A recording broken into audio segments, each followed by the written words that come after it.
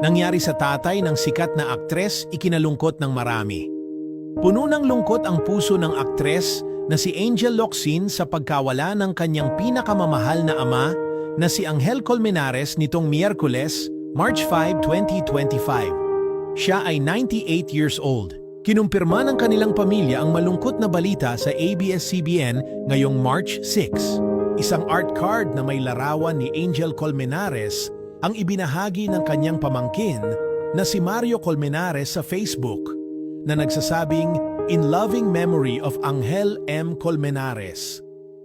Nakalagay rin dito ang kanyang petsa ng kapanganakan at kamatayan, pati na rin ang detalye na nakalagak ang kanyang mga labi sa Heritage Park sa Taguig City.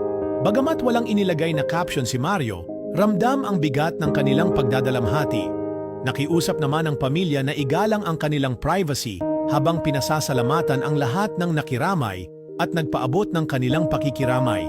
Sa likod ng pangalan ni Angel Colmenares ay isang napakagandang kwento ng dedikasyon at pagmamahal sa kanyang pamilya. Hindi lamang siya kilala bilang ama ng aktres, kundi isa ring batikang atleta noong kanyang kabataan. Bahagi siya ng Philippine team na nagwagi ng bronze medal sa 4x200-meter freestyle relay sa 1954 Asian Games na ginanap sa Pilipinas. Ang pagmamahal ni Mr. Colmenares sa paglangoy ay naipasa niya sa kanyang anak na si Angel. Sa isang panayam sa The Buzz noong 2007, ikinuwento ng matandang Colmenares kung paano niya sinanay si Angel sa paglangoy mula pagkabata hanggang sa maging national champion ito sa edad na 11. Hindi lang sa Pilipinas sumikat si Angel bilang swimmer dahil nag-uwi rin siya ng 2 silver at 1 bronze medal sa Hong Kong International Age Group Meet. Masaya at proud si Mr. Colmenares sa narating ng kanyang anak, hindi lamang sa sports kundi pati na rin sa kanyang matagumpay na karera sa showbiz. Ngunit sa kabila ng kasikatan at yaman, lagi niyang pinapaalalahanan si Angel na magpakatotoo at patuloy na pagbutihin ang sarili.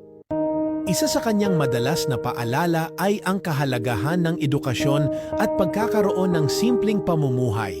Hindi lingid sa kaalaman ng publiko na matagal nang hindi nakakakita si Mr. Colmenares. Sa parehong panayam noong 2007, ikinuwento ng matanda kung paano umiyak si Angel nang malamang hindi pa akma ang bagong teknolohiya para maibalik ang kanyang paningin.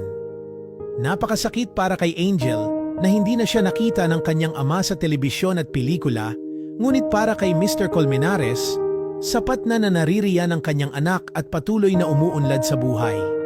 Never mind, don't cry. I'm happy as I am. Especially you are there, you're progressing very well in your career. Saad ni Mr. Colmenares sa panayam. Sa ngayon, patuloy na nagdadalamhati ang pamilya ni Angel Locsin sa pagkawala ng kanilang haligi ng tahanan. Isang ama, atleta, at inspirasyon na kahit sa kabila ng mga pagsubok sa kanyang kalusugan, ay nanatiling matatag at puno ng pagmamahal para sa kanyang pamilya.